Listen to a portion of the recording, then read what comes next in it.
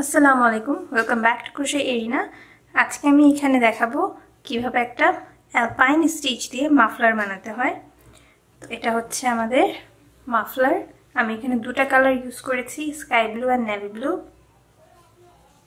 এই হচ্ছে এটার অপোজিট সাইড, পেছনের সাইডটা এটা, আর এটা হচ্ছে সামনের দিক। এই হচ্ছে এটার নিচে আমি ঝুলা দিয়েছি, টাসেল দিয়েছি। ভিডিওতে কিছুক্ষণ পরেই আমি কি সুতা ইউজ করেছি এবং কি হুক সেটা দেখিয়ে দিচ্ছি। আর এটা আমার বানাতে পুরোটুকু প্রায় 350 গ্রামের মতো সুতা লেগেছে। আপনারাও 350 থেকে 400 গ্রামের মতো সুতা রাখবেন, তাহলে সেফ সাইড, মানে শেষ হয়ে গেলেও জিনিসটা নষ্ট হবে না। আর হচ্ছে আমার লেন্থ নিয়েছি আমি এটার আজকে 56 ইঞ্চি। চওড়াটা আমার একটু বেশি নিয়েছি, যে পরার সময় এভাবে করে দুই ভাঁজ দিয়ে পরতে পারবে। তো আমি জন্য লম্বায় আর খুব একটা বেশি রাখিনি, কারণ যেহেতু এটা দুই ভাঁজ দিয়ে পরতে পারবে তো গলার মধ্যে বেশি পেঁচানো লাগবে না। তো আমি জন্য 56 ইঞ্চি নিয়েছি। এটা সাইডে নিয়েছি আমি প্রায় 9 ইঞ্চির মতো। এই সাইডের পোর্শনের এটা মেজারমেন্ট হচ্ছে 9 ইঞ্চি। তো টিউটোরিয়াল স্টার্ট করার আগে চ্যানেলটা অবশ্যই সাবস্ক্রাইব করবেন। আর ভিডিওটা যদি ভালো লেগে থাকে তাহলে লাইক, কমেন্ট, শেয়ার করবেন। কমেন্ট বক্সে জানাবেন আপনাদের এটা কেমন লাগলো। স্টিচটা খুবই সুন্দর, খুবই ইজি, এবং এটা একটু হেভি হবে, মানে বেশি শীতের জন্য এটা একদমই পারফেক্ট একটা স্টিচ। তো চলুন আজকে আমি তাহলে টিউটোরিয়াল এখন স্টার্ট করি। তো আজকে আমি এখানে উল ইউজ করছি, অ্যাক্রিলিক উল। তো এটা হচ্ছে এই ব্র্যান্ডের, এটা টার্কিশ একটা ব্র্যান্ডেড উল। এখানে আছে প্রায় আমার 100 গ্রাম। 100 গ্রামসে আছে এখানে অলমোস্ট 230 মিটার্স। ওকে, এটা হচ্ছে 100% অ্যাক্রিলিক। আর হুক নাম্বার এখানে দেওয়া আছে 2.5 to 3 mm পর্যন্ত। আচ্ছা, এটাতে হুক সাইজ 2.5 থেকে 3 mm দেয়া। আমি তবুও স্টিল 4 mm ইউজ করব, যেন আমার বুনানোটা একটু মোটা হয়, বড় হয়। সো অ্যাট ফার্স্ট আমি এটা দিয়ে এখন স্টার্ট করব কাজ। আমি কাজটা স্টার্ট করব হচ্ছে এই মাঝখান থেকে। আমি ইয়ার্ন অলরেডি টেনে রেখেছি এখান থেকে। এই একবারে তো বের করতে পারিনি অবশ্যই, এটা এখান দিয়ে এরকম একটা লাম্পের মতো আছে ভেতর থেকে, যেটা এভাবে টেনে বের করবেন। টেনে বের করে এই মাথাটা একটু খুঁজে বের করা লাগবে। আমিও খুঁজেই বের করেছি। বের করে আবার এটাকে এভাবেই ধরে আমি মাঝখানে ঢুকিয়ে দিচ্ছি। এতে করে হবে কি, কাজটা দ্রুত হবে, কারণ আমার সুতাটা রোল করবে না, আমাকে হাত দিয়ে সুতা টেনেও নিতে হবে না, সুতায় গিটও পেঁচাবে না। তো আমি এই জন্য ভেতর থেকে স্টার্ট করি। তো প্রথমেই আমি এখানে 42টা চেইন নিয়েছি। তো আমি জোড় সংখ্যায় চেইন নিয়েছি। এটা প্রায় এখানে 42টা চেইনে 4 mm হুক দিয়ে প্রায় 9 ইঞ্চির মতো হয়েছে। তো আপনারা আপনাদের সাইজ অনুযায়ী করবেন, 9 ইঞ্চিও করতে পারেন, 8 ইঞ্চিও করতে পারেন। তো আমার এখানে মোট 42টা চেইন, জোড় সংখ্যায় যে কয়টা ইচ্ছা চেইন নিতে পারেন। তো এবার 42টা চেইন নিয়ে আমি এখানে আরও এক্সট্রা 3টা চেইন নিব। 1 2 3, ফার্স্ট ডাবল ক্রোশে হিসেবে কাউন্টেড। তারপরে হুকের থেকে 1 2 3 4 5 নাম্বার চেইনে একটা ডাবল ক্রোশে করছি। জাস্ট চেইনের একটা লুপ দিয়ে ঢুকালাম। তো এভাবে করে আমি ফুল রাউন্ডে, ফুল লাইনটাতেই শুধুমাত্র ডাবল ক্রোশে করে আসব। মোট 42টা ডাবল ক্রোশে।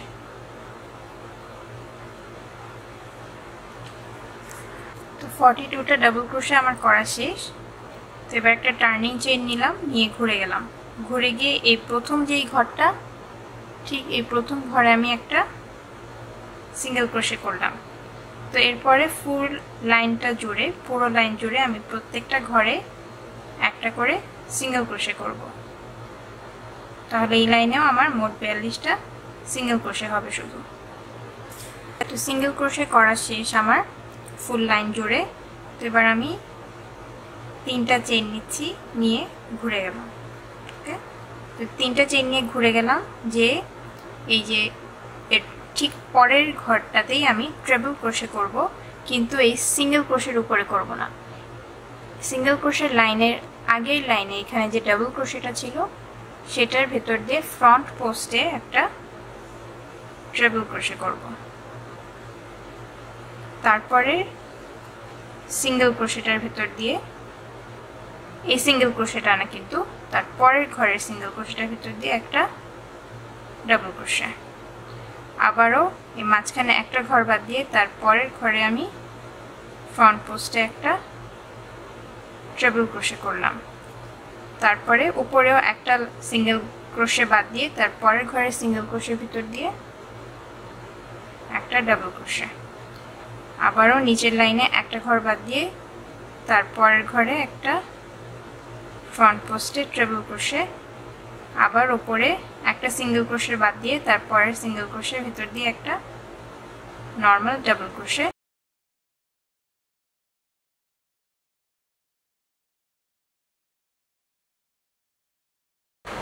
এই লাইনটা আমাদের এরকম করে হবে।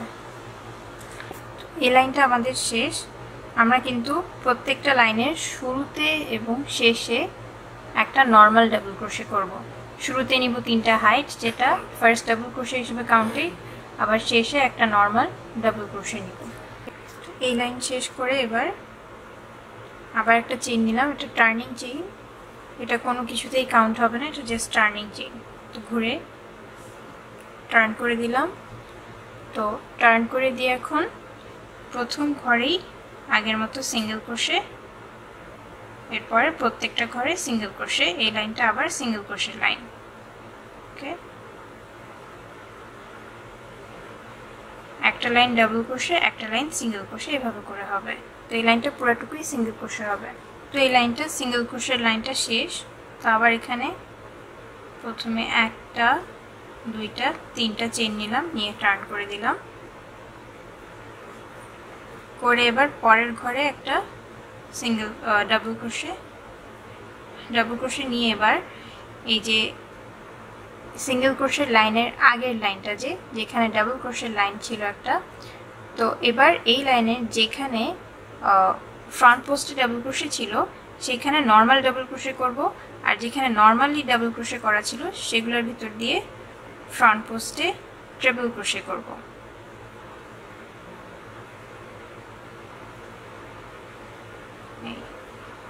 তারপরের ঘরে উপরের লাইনে একটা সিঙ্গেল ক্রোশের ঘর বাদ দিয়ে পরের সিঙ্গেল ক্রোশের ঘরে একটা ডাবল ক্রোশে।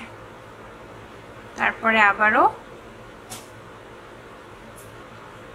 এই পরবর্তীতে যে এটা বাদ দিয়ে ফ্রন্ট পোস্টে ডাবল ক্রোশেটা, ফ্রন্ট পোস্টে ট্রিপল ক্রোশেটা বাদ দিয়ে পরে যে ডাবল ক্রোশে ছিল সেটার ভিতর দিয়ে ফ্রন্ট পোস্টে ট্রিপল ক্রোশে। এখানে ভুল বলেছিলাম, মানে যেখানে ফ্রন্ট পোস্টে ট্রিপল ক্রোশে করা ছিল তার উপরে নর্মাল ডাবল ক্রোশে হবে। আবার যেখানে এই যে এই লাইনটা যেখানে একটা নর্মাল ডাবল ক্রোশে করা ছিল সেটার ভিতর দিয়ে ফ্রন্ট পোস্টে ট্রিপল ক্রোশে হবে। তো এখানে ট্রিপল ক্রোশে করলাম। উপরের লাইনে আবার একটা সিঙ্গেল ক্রোশের ঘর বাদ দিয়ে পরের সিঙ্গেল ক্রোশের ঘরে একটা ডাবল ক্রোশে। আবার এই নিচে ডাবল ক্রোশের ভেতর দিয়ে ফ্রন্ট পোস্টে ট্রিপল ক্রোশে। পরে একটা সিঙ্গেল ক্রোশে বাদ দিয়ে পরের সিঙ্গেল ক্রোশেতে একটা ডাবল ক্রোশে।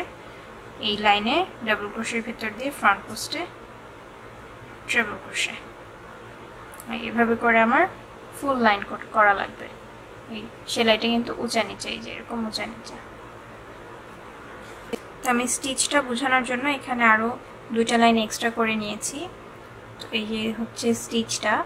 তো প্রত্যেকবারই একই জিনিসের রিপিটেশন। একটা হচ্ছে ডাবল ট্রিপল ক্রোশের একটা লাইন, ডাবল ক্রোশে ট্রিপল ক্রোশে, আর হচ্ছে একটা পুরোপুরি সিঙ্গেল ক্রোশের লাইন।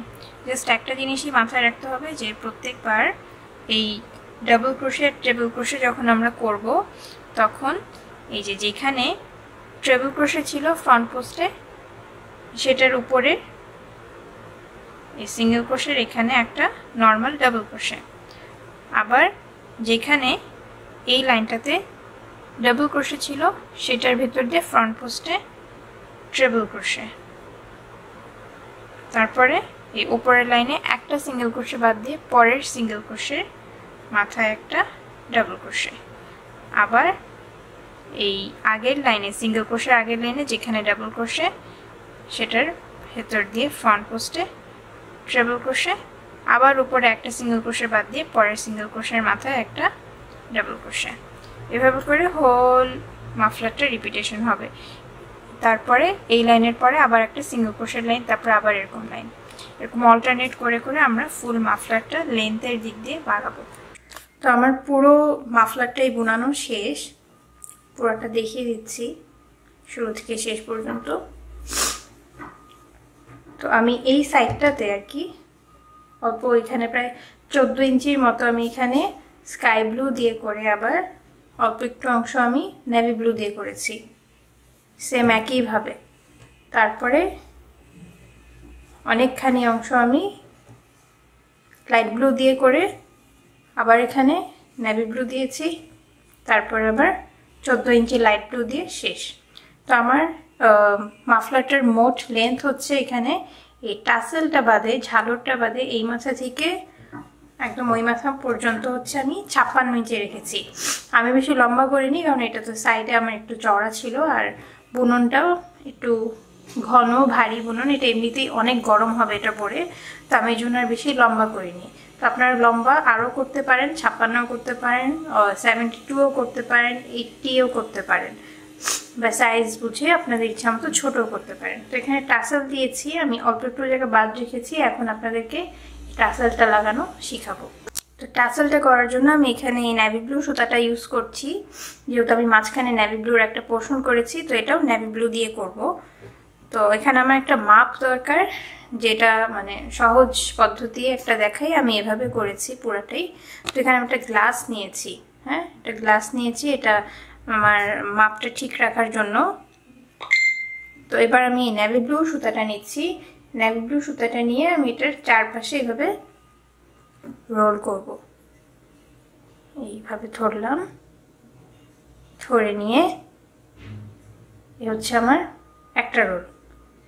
তো আমি এভাবে একবার ঘোরালাম, দুইবার, এখানে কিন্তু এই যে আমি হাত দিয়ে শুরুর পয়েন্টটা ধরে রেখেছি, দুইবার ঘোরালাম, 3, 4, এ পর্যন্ত একটা রাউন্ড। আপনারা যে কয়টা রাউন্ডে ইচ্ছা মতো এভাবে ঘুরিয়ে নিতে পারেন, 4, 5, 6, 6টা পর্যন্ত নিয়ে আমি এখান থেকে আমার সুতাটা কাট করে দিব। তো আমি এটা এখান দিয়ে কাট করে দিলাম,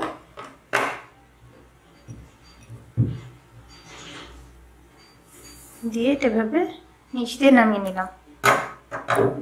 নামানোর পরে আমি এটা এভাবে ধরবো, আমার সুতার যেই খোলা দিক দুটা সে দুটা বাহিরে আছে, ঠিক আছে। এবার বাহিরে রেখে এভাবে করে আগে আমি সমান করব, টান টান করব,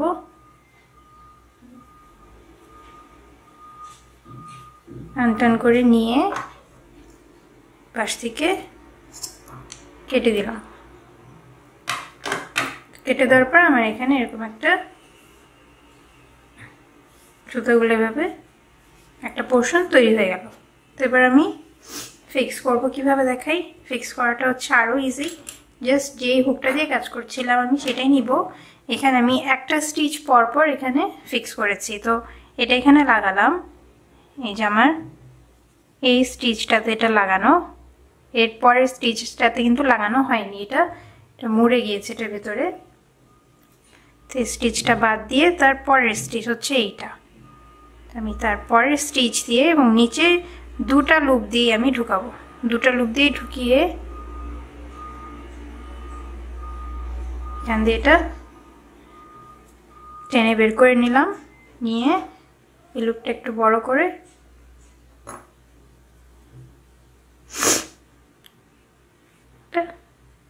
ভিতর দিয়ে টেনে দিলাম, খুবই সহজ।